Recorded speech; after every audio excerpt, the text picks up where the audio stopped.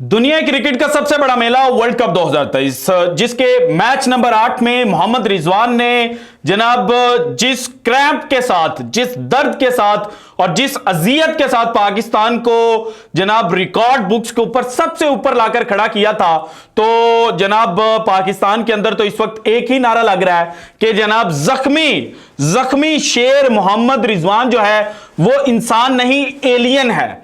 लेकिन जनाब वहीं पर दूसरी जानिब पाकिस्तान का जो हमसाया मुल्क है, हमारी सरहदें एक दूसरे के साथ मिलती हैं, हमारा कल्चर बड़ी हद तक जनाब एक दूसरे से रिजेंबल करता है।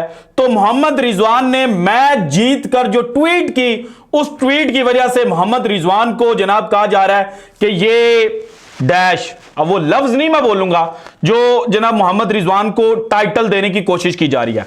उसके ऊपर जनाब एक बांग्लादेशी जर्नलिस्ट हैं और क्रिकेट को बड़ा कवर करते हैं, उन्होंने भारत को बड़ा स्ट्रांग रिप्लाई दिया। उन्होंने कहा कि मैं मोहम्मद रिजवान को पर्सनली मिल चुका हूं और मुझे पता है कि मोहम्मद रिजवान किस तरह से हम्बल हैं और किस तरह से दर्द दिल रखने वाले इंसान हैं। लेकिन फिर भी जनाब कुछ भारतीय सहाफी और कुछ हिंदुत्व जो नजरिया है उसका प्रचार करने वाले जो भारतीय हैं, वो जनाब इस वक्त मोहम्मद रिजवान को लेकर एक जनाब आईसीसी से मुतालबा कर रहे थे। अब आईसीसी को वो कह रहे थे कि 2019 के वर्ल्ड कप में जब हमारे एमएस धोनी साहब ने ग्लव्स पहने थे ऑस्ट्रेलिया के खिलाफ मैच में, और उसके ऊपर जो आर्मी, भारतीय आर्मी है, उसके लिए एक पॉजिटिव साइन था, उसका एक साइन था और उसकी तशहीर करनी थी, तो उस वक्त तो आपने डिक्लाइन कर दिया था। बीसीसीआई ने रिक्वेस्ट भी की थी, लेकिन आईसीसी स्टैंड ले गया था कि आईसीसी का जो मैदान है, जो क्रिकेट का मैदान है, वो किसी भी इनजस्टिस, चाहे वो ठीक है, उसके लिए इस्तेमाल नहीं हो सकता। तो अब जनाब पाकिस्तानी क्रिकेटर क्या कर रहा है, तो उसके ऊपर जनाब अब आईसीसी जो है उसने भी इन सब लोगों को जवाब दिया है, खास तौर पर विक्रांत गुप्ता साहब को। विक्रांत गुप्ता साहब ने फिर ट्वीट भी की और अपनी पहली ट्वीट के ऊपर उन्होंने कहा कि जनाब जो आईसीसी है उन्हें क्या कि बोरिया बिस्तर चुको तो निकलो। तो अब जनाब बेसिकली इस वक्त चल क्या रहा है, ये सारी डिटेल्स एक एक करके मैंने आपके साथ शेयर करनी है। इसके अलावा हैदराबाद में जब मैच जो था वो थोड़ा सा फंस चुका था और पाकिस्तान के चांस बन रहे थे, तो उस वक्त नारे लग रहे थे कि जनाब जीतेगा भाई जीतेगा, पाकिस्तान जीतेगा। तो उसके ऊपर जनाब जो मिस्टर सिन्हा साहब हैं वो जरा नाराज हो गए। उन्होंने कहा कि देखिए हमने तो एक पाकिस्तानी को भी वीजा जो है वो जारी नहीं किया, तो फिर ये कौन लोग हैं जनाब जो पाकिस्तान के जीतने के जो नारे थे वो लगा रहे थे और इतने खतरनाक अल्फाज अपने लोगों के लिए उन्होंने इस्तेमाल किए हैं कि मुझे 2005 की क्रिकेट सीरीज याद आ गई। और भारत की वो क्रिकेट टीम जिसने पाकिस्तान को उस वक्त विजिट किया था, उन्होंने बाद में भारत में जाकर यह कहा था कि जनाब हमें यह बिल्कुल भी फील नहीं हुआ कि हम अपने दुश्मन मुल्क में खेल रहे थे।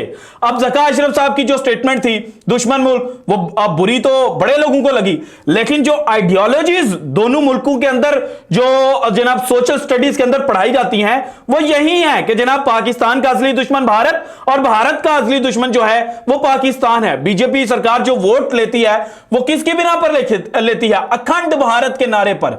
नजरिया अखंड भारत है। तो ज़का अशरफ साहब ने तो बाद में जनाब वो जिस पोजीशन पर बैठे हुए थे, शायद उनको लगा कि मेरी स्टेटमेंट जो है वो गलत पोर्ट्रे हो गई है या मैंने उस वक्त जो अल्फाज है उनका चुनाव अच्छा नहीं किया। लेकिन अब भारत के अंदर से पाकिस्तान के खिलाफ नारे लग रहे हैं। सो सारी चीजें डिटेल से वन बाय वन मैंने आपके साथ शेयर करनी है। लेकिन सबसे पहले जनाब विक्रांत गुप्ता साहब शायद जितनी अच्छी वो क्रिकेट की सेंस रखते हैं उतना ही अच्छा जो ऑफ द फील्ड चीजें हैं वो अंडरस्टैंड नहीं कर पाते। और जब पाकिस्तान और बांग्लादेश का कजाफी में मैच चल रहा था और लाइट जनाब दरमियान में थोड़े सेकंड्स के लिए, थोड़े मिनटों के लिए ऑफ हुई थी, तो उस वक्त भी उन्होंने ट्वीट किया था और बाद में अगले दिन उन्होंने कहा कि जनाब मैंने एक बड़ा डार्क सा ह्यूमर जो था वो किया हुआ था, ये एजुकेटेड लोगों के लिए था। तो भाईजान जरा मुझे बताइएगा कि आपने 24 फरवरी 2019 को एक ट्वीट की जिसमें आप कहते हैं why can't the Ashes wear black bands as a mark of respect post, और नीचे हैशटैग पुलवामा अटैक। पुलवामा की तरफ इंडिकेट करके कह रहे हैं कि एशेज जो ऑस्ट्रेलियंस हैं वो भाईजान ब्लैक बैंड, काली पट्टी क्यों नहीं बांध सकते। फिर जनाब इनको नीचे किसी ने, जनाब चंद्रशेखर जो है, उन्होंने जवाब दिया। उन्होंने कहा do we support bands when they go through tragedies, क्या हम जनाब वो बैंड पहनते हैं जब ऑस्ट्रेलियंस ट्रेजेडीज में जाते हैं। तो फिर लिखते हैं विक्रांत साहब, why not and what happened to the cricket diplomacy. Cricket diplomacy लफ्ज बड़ा काबिल गौर है। नमस्ते डिप्लोमेसी का कॉन्सेप्ट जो है वो भारत के जो वजीर खारजा हैं जयशंकर साहब, उन्होंने दिया था जब जनाब यहां पर बिलावल भुट्टो साहब भी गए थे, और उस वक्त नाम दिया गया कि ये नमस्ते डिप्लोमेसी है। तो विक्रांत साहब 2019 में कह चुके हैं कि क्रिकेट डिप्लोमेसी का हम इस्तेमाल नहीं करते, और उसे क्या हुआ है।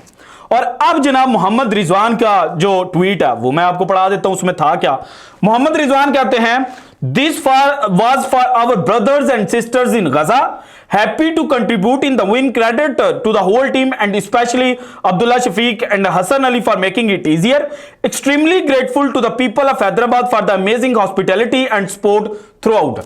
अब इस पूरे ट्वीट की जो पहली लाइन है, this was for our brothers and sisters in Gaza।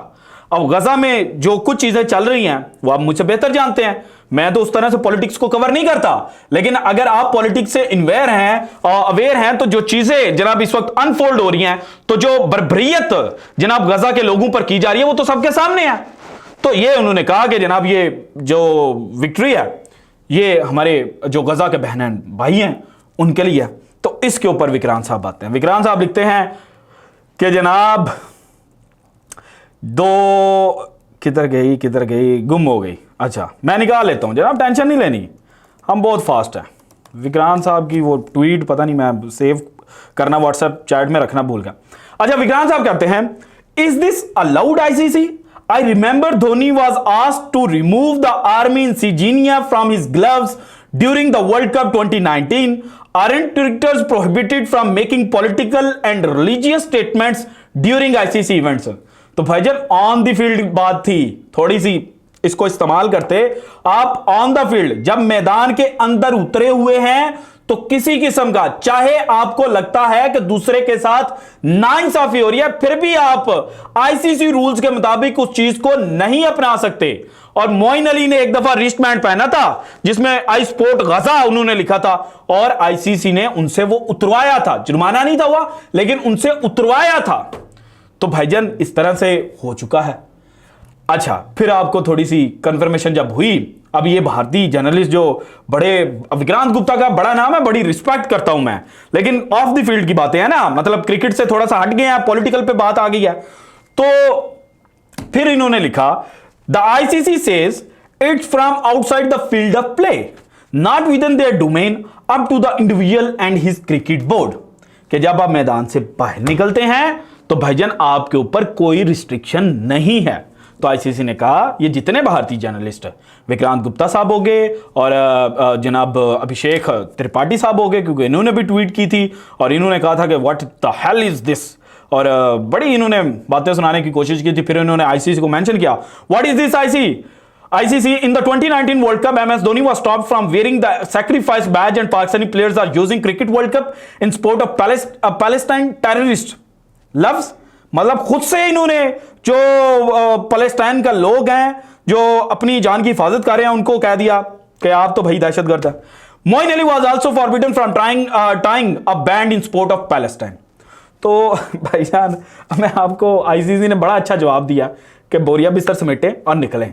अगर आपको इतनी ही जनाब चीजों की कदर है तो पाकिस्तान के जो जर्नलिस्ट जिनको वीजा नहीं दिया जा रहा था, पाकिस्तान के क्रिकेट फैंस जिनको भारत जनाब जाने की इजाजत नहीं दी जा रही थी, उनसे पासपोर्ट कलेक्ट नहीं थे किए जा रहे, तो आपने आईसीसी को लिखा, आपने अपने बीसीसीआई को लिखा कि जनाब ये क्या आप ड्रामेबाजी कर रहे हैं, क्या ढोकलेबाजी है।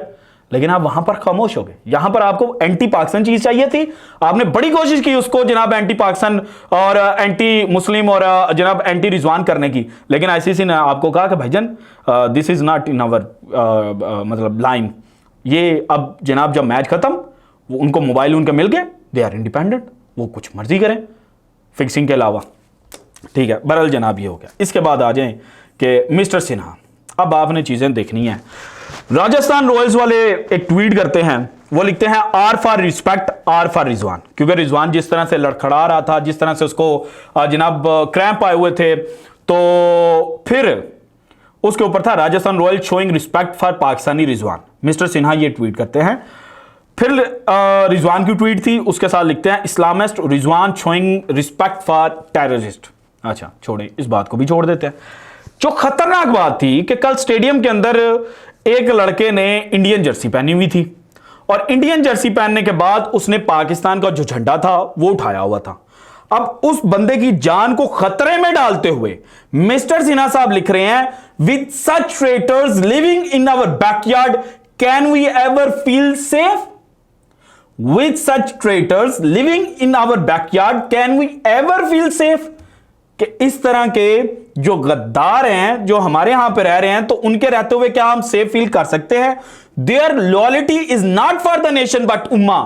उनकी जो जनाब वफादारी है वो भारत के साथ नहीं है बल्कि उम्मा, मुस्लिम उम्मा की तरफ वो इशारा करें। अच्छा, इसके बाद उन्होंने लिखा, no visa is given to Pakistani fans but Pakistan is feeling home in Hyderabad. Thousands of people are raising pro-Pakistan slogans. Can we trust these people? In a war-type situation, won't these people be fighting against Bharat? This is the 2.5 front war from CDS। वो जो general Bipin Rawat साहब ने कहा था ना कि हम दो दुश्मनों से नहीं, उन्होंने चाइना और पाकिस्तान की तरफ इशारा किया था, बल्कि हम ढाई आधे हमारे अंदर भी मौजूद हैं, उनकी तरफ उन्होंने किसी जमाने के अंदर किया था। और बाद में उनके साथ क्या हुआ उसके ऊपर जनाब बड़ी उस वक्त बातें हुई थी 2021 के दिसंबर में, जब उनके चीज़ें उनके साथ खराब हुई थी बिपिन रावत साहब के साथ। तो भाईजान ये भारत के कुछ लोग इस सारे जो चीज़ें हैं इनको पोलिटिसाइज करने की कोशिश कर रहे हैं। और एक और ख़तरनाक बात आपको बता दूं, कल जब धर्मशाला में इंग्लैंड और बांग्लादेश का मैच खेला गया जिस पिच के ऊपर, वहां पर पहले कुत्ते स्निफिंग डॉग्स जो है ना वो यूज़ किए गए। स्निफिंग डॉग्स पिच के अराउंड और पूरा जो स्टेडियम थे उसकी तलाशी ले रहे थे, बिकॉज इन लोगों की वजह से जो पॉलिटिक्स के अंदर सियासत को लेकर आते हैं, इन लोगों की वजह से जो दूसरे लोग जो भारत से अपनी कुछ चीज़ें मनवाना चाहते हैं वो इस वर्ल्ड कप को थ्रेटन कर रहे हैं। और ये इंडियन टाइम्स ने कोट किया है कि जनाब स्निफिंग डॉग्स जो थे वो इस्तेमाल किए गए। इसके बाद एक और बंदा जनाब पकड़ा गया है जिसने ये धमकी दी थी कि 14 अक्टूबर को पाकिस्तान और इंडिया के मैच के दौरान जो अहमदाबाद का स्टेडियम है उसको उड़ा कर रख दिया जाएगा। तो भाईजान जब आप इस तरह से चीज़ों को मैनिपुलेट करेंगे तो आपके मुल्क में फिर कोई उठेगा? अब जिस लड़के के ऊपर इन्होंने ट्रेटर का जनाब लगा दिया साइन, तो जो अखंडी हैं उन्होंने तो यही कहना है कि भाई ये तो गद्दार है, किसी दिन उसको पकड़ेंगे मार देंगे और फिर उस पर इल्ज़ाम लग जाएगा कि जनाब ये तो हमारी तौहीन कर रहा था। तो ये माजी में भी हो चुका है, अब भी हो सकता है। सो भाईजान ये जो चंद लोग हैं जो सिर्फ और सिर्फ चीज़ों को मैनिपुलेट करके पॉपुलैरिटी गेन करना चाहते हैं, वो जनाब पाकिस्तान के मोहम्मद रिजवान, जिनको पाकिस्तान में एलियन कहा जा रहा है, उनको कह रहे हैं कि जनाब वो डैश है। अब डैश आप फिल कर लीजिएगा, हालांकि मैंने वो इंग्लिश का वर्ड बोल दिया हुआ है लेकिन मैं उर्दू में वो लफ्ज़ जो है वो नहीं बोलूंगा। So this is it from today's episode. अगर आपको वीडियो पसंद है तो लाइक कीजिएगा, ज़्यादा से ज़्यादा शेयर कीजिएगा, अपनी कीमती राय का इजहार लाजमी कीजिएगा और अगर आपने अभी तक चैनल को सब्सक्राइब नहीं किया तो कर दें। शुक्रिया, अल्लाह हाफिज़।